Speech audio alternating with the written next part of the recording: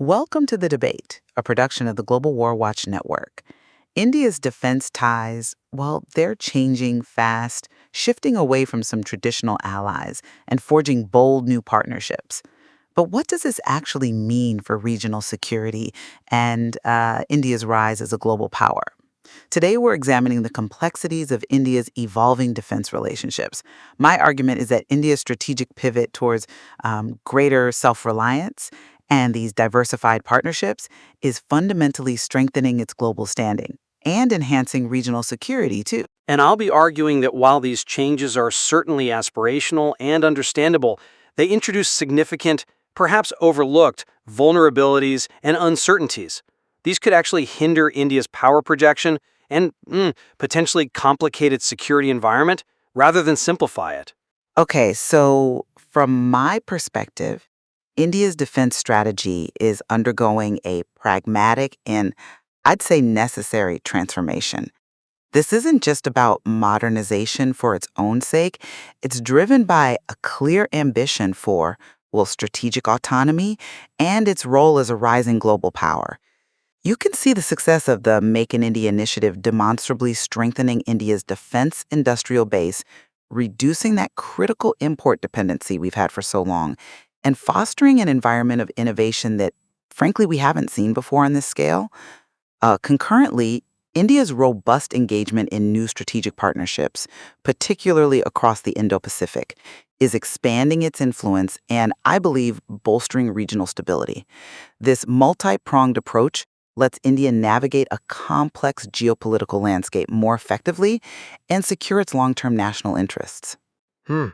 While I agree the pursuit of modernization and new partnerships is understandable, I'm concerned that this current transition phase is really fraught with significant practical challenges, and maybe perceptual ones too that perhaps you're glossing over a bit. India continues to grapple with substantial import dependency, let's be clear on that, and critical technology gaps that hinder true self-reliance, no matter how many initiatives are launched. Moreover, the strains on traditional reliable defense partnerships, especially with Russia, given the ongoing Ukraine conflict, introduce new vulnerabilities, serious ones, regarding equipment availability and performance. And the sheer complexity of integrating these diverse new partnerships also presents bureaucratic and operational hurdles. So I'd suggest that these shifts might not yet be decisively enhancing India's global power or regional security in the way that's often portrayed. Okay, let's delve into that indigenization progress because the numbers, I think, really tell a story of a fundamental shift here. We've seen significant growth in indigenous defense production. It reached a record 1.27 lakh crore. Now that's roughly 15 billion US dollars just in the financial year 2023-24. This marks a really impressive 174% increase from 2014-15. That's a testament to the Make in India initiative genuinely taking hold, wouldn't you say? Furthermore, defense exports have surged, really surged exponentially, growing 34 times from about 686 crore to 23,622 crore in that same period. India now exports defense equipment to over 100 countries, with the USA, France, and Armenia among our top buyers last year alone. And we're talking about tangible successes. Platforms like the light combat helicopter, the Prachand, which has over 65% indigenous content. The Advanced Towed Artillery Gun System, ATAGS, developed by DRDO, that's India's Defense Research and Development Organization, the light combat aircraft Tejas, and the BrahMos missile system, which, is a highly successful Indo-Russian joint venture. Government initiatives like the Defense Acquisition Procedure 2020 and these positive indigenization lists, they compel manufacturers to source components domestically for over 3,000 items now, alongside innovations for defense excellence, IDEX. They've created a thriving ecosystem for defense startups and MSMEs. This isn't just production figures. It's a clear shift from that old 65-70% import dependency to now 65% domestic manufacturing. It's about building genuine strategic capability from within. Okay, while those figures on production and exports are indeed notable, the crucial question for me remains, do they truly reflect a fundamental shift towards self-reliance? Or do they perhaps mask a persistent underlying import dependency?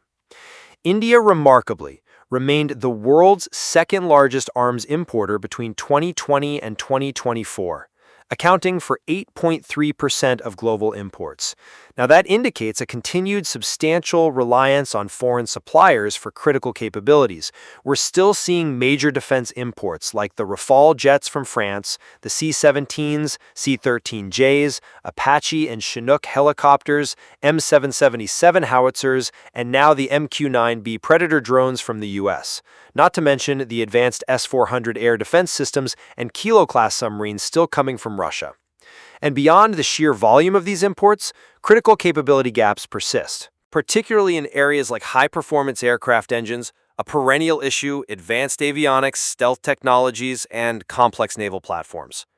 Even the indigenous platforms you mentioned, like the Tejas fighter and newly constructed naval vessels, still necessitate a significant proportion of imported components for key systems. And while the private sector's role is growing, you noted the figure, it only contributed about 20.8% to defense production in FY 2023-24. That indicates a heavy, continuing reliance on defense public sector undertakings, DPSUs, and the DRDO. We also, frankly, cannot overlook the bureaucratic delays that continue to plague key indigenous projects, like the Tejas Mk2, the AMCA 5th Gen fighter, and the Cavalry engine. These delays really slow down the path to true self-reliance, suggesting that despite the progress, India is still playing catch-up in critical high-tech domains. Right. I understand the concern about persistent imports, but that's precisely where India's multi-aligned foreign policy and its diversification strategy becomes so important. We are successfully moving away from an over-reliance on any single supplier. This is clearly evident in the data. A significant 52% decline in Russian defense deliveries between 2016 and 2020. That reduced Russia's share in India's imports from, well, around 70% down to 49%. This isn't just about swapping suppliers either. It's about strengthening defense engagements with Western countries like France, now our second largest supplier at 18%, Israel at 13%, and the United States at 4%. Their equipment and technology arguably often align better with India's evolving requirements today. Consider the robust strategic partnership with France. It goes back to 1998, and it encompasses major ongoing projects like the Rafale aircraft and the P-75 Scorpene submarines, and now new areas like co-development of next-generation fighter jet engines. We're also seeing growing cooperation with Australia, initiatives to strengthen defense footprints, enhance mutual literacy, moving towards joint military exercises. For example, there are upcoming reciprocal officer exchanges and serious exploration into shared maritime patrol aircraft capabilities, like the P-8. And India's active role in minilateral frameworks such as the Quad, including the Indo-Pacific Maritime Domain Awareness, or IPMDA program for real-time maritime monitoring, this further underscores the strategic diversification and proactive partnership building that's underway. You frame India's shift as successful diversification, but I'm not convinced that the current challenges impacting the India-Russia defense partnership specifically because of the Ukraine conflict are being adequately addressed just by these newer alliances. We face an imminent risk, let's be realistic, of stricter Western sanctions, particularly under CAATSA, which could severely impact India's Russian deals. There are also very serious concerns about Russia's capacity to fulfill its obligations while simultaneously supplying its own massive military needs for the war.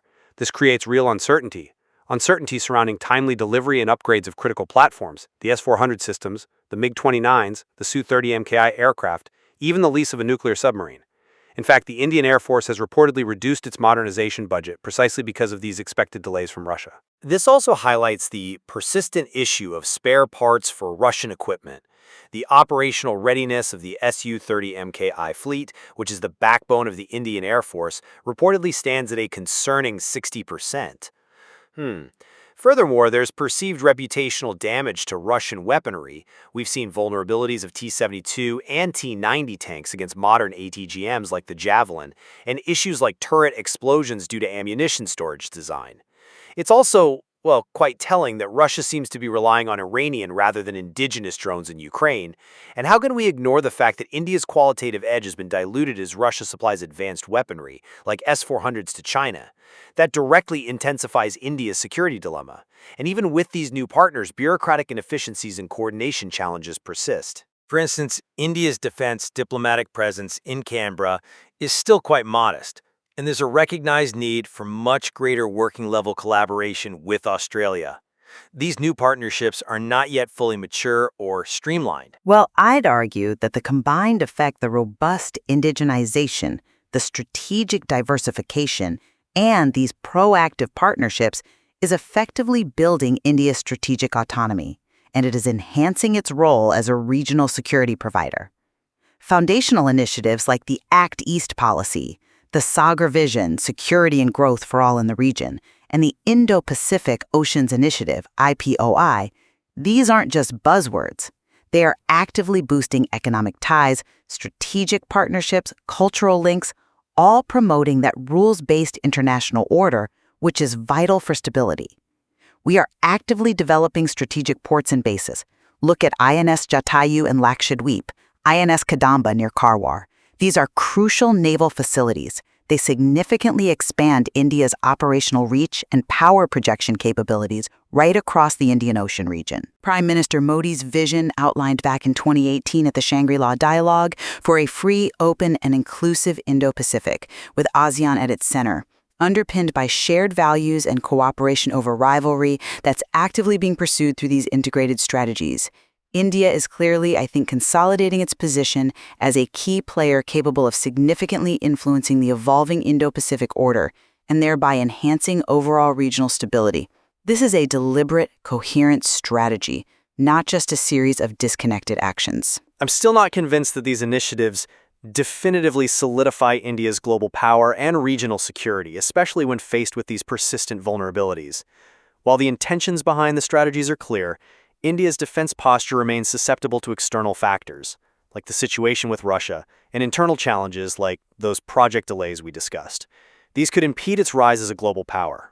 Let's just reiterate the vulnerability arising from the continued presence of foreign components, even in Russian defense platforms, and the slow progress of Russia's own import substitution program, which directly affects India's largely Russian origin arsenal.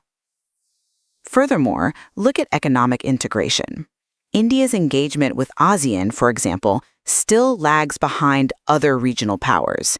Bureaucratic hurdles persist in collaborations like the Asia-Africa Growth Corridor with Japan. Sure, a dual-track approach of indigenization and strategic partnerships is vital. Nobody disputes that. But achieving comprehensive self-reliance requires a very long-term commitment, enhanced R&D funding and focus, and global collaborations that involve deep technology transfer, things that are still arguably quite nascent. And critically, the increased assertiveness of China and the robust Sino-Pakistani collaboration specifically targeting India in the neighborhood continue to intensify India's threat matrix. This makes any vulnerability in its defense modernization critical and potentially undermines regional security rather than enhancing it. So as we conclude, it's certainly clear that India's defense ties are undergoing a profound evolution. We've explored how initiatives like Make in India and these new strategic partnerships are propelling India towards greater self-reliance and, yes, global influence. Yet, we've also seen the complexities, from those persistent import dependencies and technological gaps to the very real challenges affecting long-standing alliances and the, intricate dance of integrating new collaborations effectively. Right. The question of what these shifts truly mean for India's global power and regional security remains, a dynamic and unfolding narrative. It definitely leaves us with much to consider regarding the path ahead. Indeed. There's always more to explore in the material as these complex dynamics continue to play out. Thank you for your time and participation today. We encourage everyone listening to like, share, and subscribe to the Global War Watch Network for more in-depth analyses like this one. Please do share your thoughts in the comment section below and join us on social media. The links are provided in the description.